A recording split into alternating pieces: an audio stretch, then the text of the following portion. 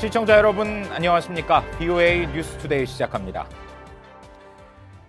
후천성 면역 결핍증, 에이즈를 일으키는 HIV 감염자가 지난해 북한에서 8,000명을 넘어섰다는 추정치가 국제과학학술지 사이언스를 통해 나왔습니다.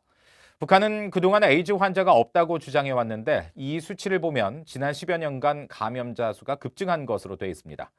첫 소식 이조은 기자가 보도합니다. 국제학술지 사이언스는 24일 북한의 HIV 양성자는 지난해 기준 8,362명이라고 보도했습니다. 미국의 비영리 연구기관 콜드스프링 하버 연구소가 운영하는 보건 분야 사전 출판 사이트인 매드 아카이브에 미국과 북한 연구진이 올린 추정치입니다. 연구진에 따르면 1999년 1월 첫 번째 감염자가 확인됐고 감염자 수는 지난 몇 년간 급증했습니다. 미국과 북한의 이 같은 공동 연구는 이례적인데 2013년 북한 측이 뉴욕시 소재 비영리 기관 도다움의 도움을 요청해 이뤄졌다고 사이언스지는 전했습니다. 북한 측이 지방 지역의 HIV 감염 사례에 대한 우려를 표명했고 도다움이 도움을 줄 수 있는지 먼저 요청해왔다는 겁니다. 이에 따라 도다움은 북한 측 연구진과 함께 북한 내 현장 실사를 벌였으며 북한 내부 보고서를 통해 HIV 감염 실태는 외부에 알려진 것보다 심각한 수준으로 드러났습니다. 북한 질병통제센터 집계에 따르면 HIV 감염 사례는 2015년 기준으로 지난 10년간 꾸준히 늘었고 이후 2018년 8월 완료된 북한 전국 에이즈위원회 설문조사에 따르면 감염 사례가 급증했다는 겁니다. 또 대부분의 HIV 감염은 헌혈과 약물주사 투입으로 인해 발생했다고 진단했습니다. 연구진은 북한의 HIV 전국 확산율은 0.069%로 추산했습니다. 전국 확산율이 0.6%인 미국과 두 자릿수에 달하는 아프리카 일부 국가 대비 낮은 수치지만 지금껏 에이즈 환자가 없다고 주장했던 북한이 내부적으로는 에이즈 퇴치에 고심하고 있다는 현실을 보여주는 수치입니다. 실제로 북한 정부 측과 유엔 산하기구인 세계보건기구 WHO는 지난해 12월 세계 에이즈의 날을 맞아 열린 평양 행사에서 북한은 HIV 감염 사례가 없었다고 주장한 바 있습니다. 사이언스지는 특히 북한의 높은 결핵 감염률과 의약품 수입을 어렵게 하는 대북 제재로 인해 HIV 감염 예방과 치료는 더 어려움을 겪고 있다고 전했습니다. BOA 뉴스 이조은입니다. 전직 주한 미 대사와 유엔 사령관이 참석한 북한 비핵화 관련 토론회가 열렸는데요. 10년 전과 비교해 북한 비핵화 문제는 더 어려워졌다는 진단과 함께 이 북한의 비핵화 약속은 지켜질 것이라는 견해도 나왔습니다. 김동현 기자가 취재했습니다. 워싱턴의 민간단체인 전략국제문제연구소가 24일 연 토론회에서 빈센트 브룩스 전 미얀 연합사령관은 최근 미국 정상 간의 서신 교환은 북한의 행동 변화에 중요한 기초가 된다고 평가했습니다. 북한은 신뢰 구축을 전제로 한 비핵화를 선호하고 있다면서 특히 체면을 중시하고 있기 때문에 김정은 위원장이 약속한 비핵화는 이뤄질 것으로 본다고 전망했습니다. And I happen to hold out the view because of that experience, that North Korea will move toward denuclearization because they said they would. Kim Jong-un said he would. 브룩스 전 사령관은 그러면서 미래를 염두에 둔 북한의 셈법이 최근 크게 바뀌었으며 이는 견고한 미얀 동맹에 기초한 결과라고 평가했습니다. What we were seeking was North Korea's calculus being changed, for them to think differently about how they pursued their future. And that change came.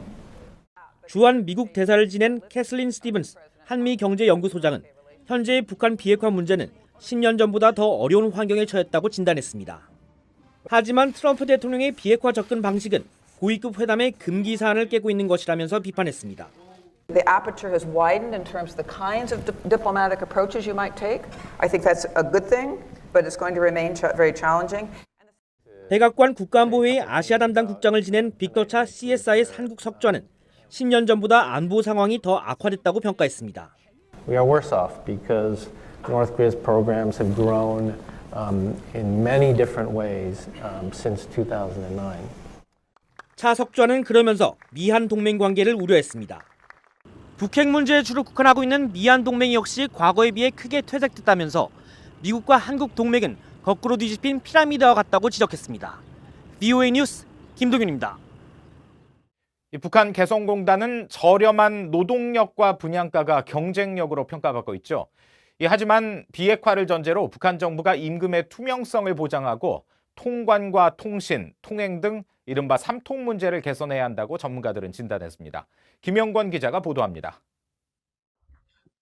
북한 경제 전문가인 티오 클리모 영국 킹스 컬리지 연구원은 최근 워싱턴에서 가진 강연에서 개성공단의 강점을 강조했습니다.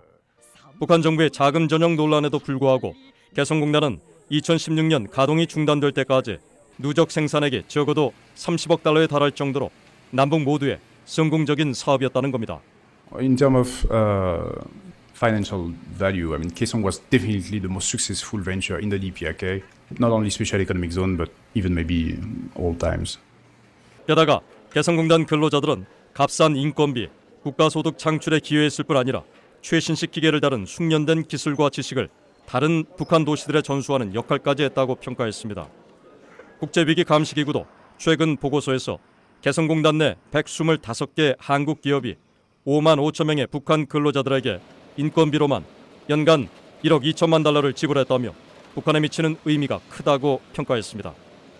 한국 삼성증권 북한 투자 전략팀은 지난달에 발표한 보고서에서 2011년 기준 개성공단의 최저임금은 63달러 80센트로 중국 청도공단 194달러, 베트남 탄뚜언공단의 95달러 80센트, 한국 시화공단의 831달러보다 훨씬 낮았다고 밝혔습니다.